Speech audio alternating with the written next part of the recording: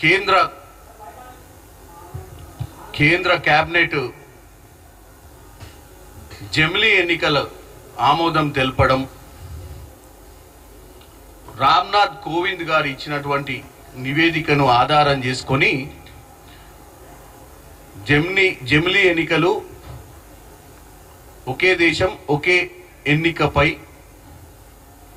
Cabinet ఆమోదము గతంలో కూడా మీరు చూసినట్టయితే 10 ఏళ్లుగా నరేంద్ర మోడీ గారు ఎన్నోసార్లు ఈ జమిలీ ఎన్నికల గురించి మాట్లాడటం జరిగింది. ఒక కేబినెట్ ఆమోదం చేసే ముందు భారతదేశ ప్రజలకు వాస్తవాలు తెలియజేయాలి. ఎందుకంటే ఇది ఒక కన్ఫ్యూజన్. అంటే సడన్ గా ఒక కేబినెట్ మీటింగ్ పెట్టి పార్లమెంట్ ఎన్నికలు జరిగి 4 నెలలు కూడా కాలేదు. మళ్ళీ జమిలీ ఎన్నికలు చేయాలంటే 2029కి జమిలీ ఎన్నికలు చేయాల్సిన పరిస్థితి ఉంటుంది. రామ్నాథ్ కోవింద్ గారు మాట్లాడుతూ, అంటే రామ్నాథ్ కోవింద్ గారు ఇచ్చిన రిపోర్ట్లో 80% వరకు వాళ్ళ నివేదిక, వాళ్ళు చేసినటువంటి పర్యటనలలో ఆమోదం తెలిపిర్రు వాళ్ళు కలిసినటువంటి అన్ని వర్గాల ప్రజలు అని చెప్పడం జరిగింది.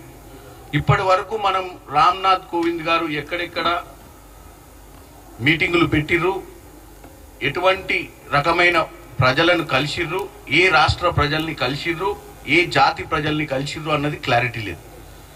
సడన్ గా ఒక నివేదిక ఇచ్చిర్రు. ఆ నివేదిక మీద ఈరోజు వాళ్ళ కేబినెట్ మీటింగ్ పెట్టి ఆమోదం తెలియజేయడం కూడా చాలా హాస్యాస్పదంగా ఉంది. అంటే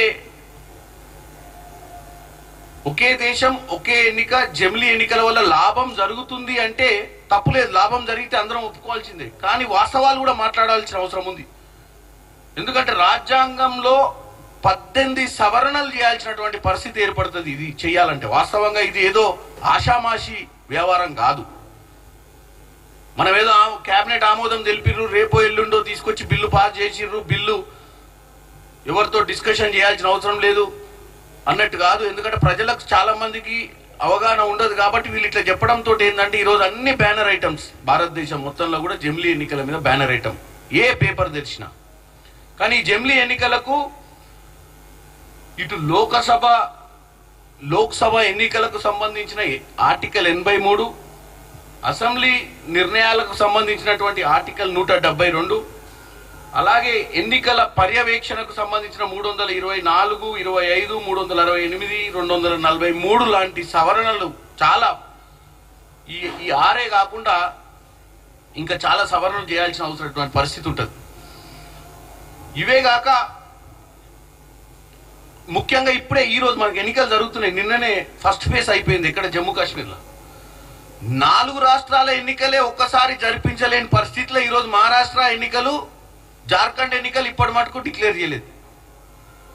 ఒకేసారి జరగాల్సిన 4 రాష్ట్రాల ఎన్నికలే చేయలేని పరిస్థితిలో ఉన్నటువంటి మోడీ ప్రభుత్వము, ఇవాళ ఎన్నికల కమిషన్లు భారతదేశ వ్యాప్తంగా ఒకేసారి పార్లమెంట్, అసెంబ్లీ ఎలక్షన్లు చేసి 100 రోజులు ఆగి గ్రామ పంచాయతీ, మున్సిపల్ ఎలక్షన్లు చేయడం అని పుట్టిగా మాట వరుస కనడం అనేది ఇది తప్పుతో పట్టించినట్ట కాదా?